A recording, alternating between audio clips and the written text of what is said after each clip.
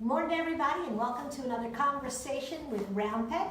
This morning, I'm chatting with Paige. Hi. And before we went live, we were talking about the rise of Gen Z. Let's start with some basics.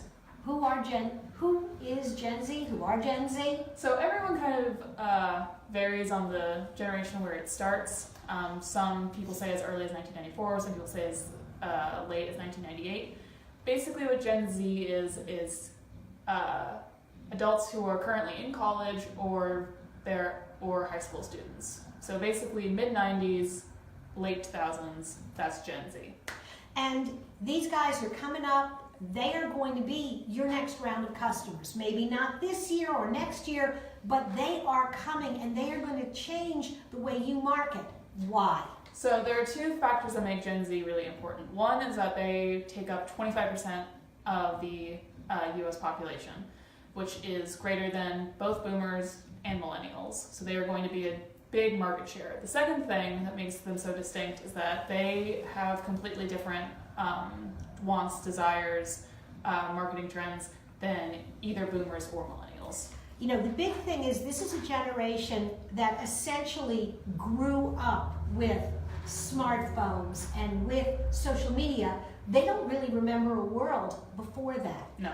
How does that shape how they interact with online marketing? It makes them incredibly suspicious. It makes them incredibly skeptical. The best way to describe what they want out of online marketing is authenticity. They want it personalized. They want it. They don't like the appearance of necessarily branding. They want to use messenger apps to talk to their brands. They want, instead of getting a brand that says, hey, buy our product, they want an influencer to recommend it to them because it feels more like a friend recommending it to them than a company.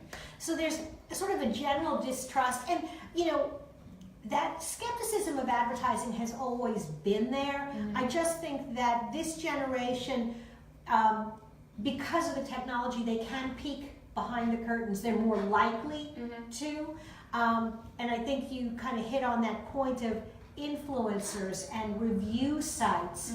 They are definitely going to drive that move that I think companies are going to have to figure out how to play there. Yeah, and they're also a lot less public than their generational peers. So growing up with social media, growing up with the internet, they've grown up with the knowledge of things that you post in public is public and everyone can read it and everyone can know about it. So what that has caused is it's caused some of the Gen Zers to leave public social media, which is how we get back to those influencers that are like their friends, or those messaging apps that are more private and more intimate and more authentic.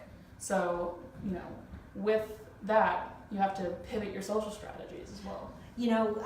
That first generation that came out of college right after Facebook launched, that was surprised by the fact that the pictures of them hanging upside down drinking beer were visible to potential employers. That was sort of a mind shift. This generation knows that. Yes. They know that, and so they are, like you said, they're more protective. And if I, as a brand, want to start communicating with them, how do I do it in a way that won't turn them off? So, you want to sort of pivot to the more intimate settings. So there are some companies that are using messenger apps to connect with their customers. Like, message us a picture of you using our product to be able to win, and feel free to message us if you have like a customer service issue. So it's less about like the public face of the company and more of the internal relationship someone has with that company. In a way, for a lot of businesses, the advantage there is it takes some of those very public customer service conversations and takes them more private, where you kind of want them. Yeah. Do you think this is going to hit every industry at the same time? No, it's not, and it's not even going to hit an industry particularly soon. This is one of those things that you just want to have in the back of your mind as they get older, as they enter the marketplace, as they have their own revenue to spend. So like right now, the ones at the forefront of introducing this marketing is, you know, fashion brands, it's restaurants, it's, you know, like where these young and up and coming essentially young adults can afford, you know, a sandwich, can afford a piece of clothing.